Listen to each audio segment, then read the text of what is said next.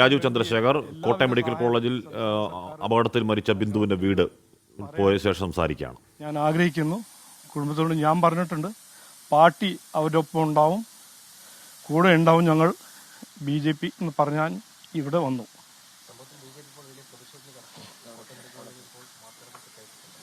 അതെ, ഇത് ഒരു അത്യാവശ്യമായ ഒരു പ്രതിഷേധമാണ്. ഇവിടെ ആരോഗ്യ മേഖലയിൽ നടക്കുന്ന കാര്യങ്ങളും അതിനെക്കുറിച്ച്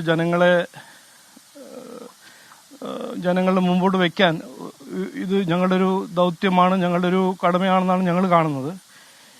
ഇതെല്ലാം നടക്കുന്നത് അനാസ്ഥേൻ്റെ ഒരു ഏറ്റവും വലിയൊരു ലെവലിലെത്തിയ ഒരു സ്ഥിതിയാണ് നമ്മുടെ നാട്ടിൽ നടക്കുന്നതെല്ലാം.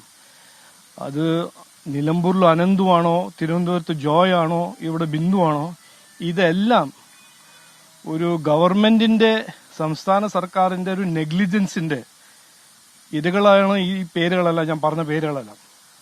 അതുകൊണ്ട് സമരം ഞങ്ങൾ ചെയ്യും. ഇത് ഒരു അത്യാവശ്യമായ ഒരു സമരമാണ്. അവിടെ പറയേണ്ടതെല്ലാം ഞാൻ അവിടെ പറയാം.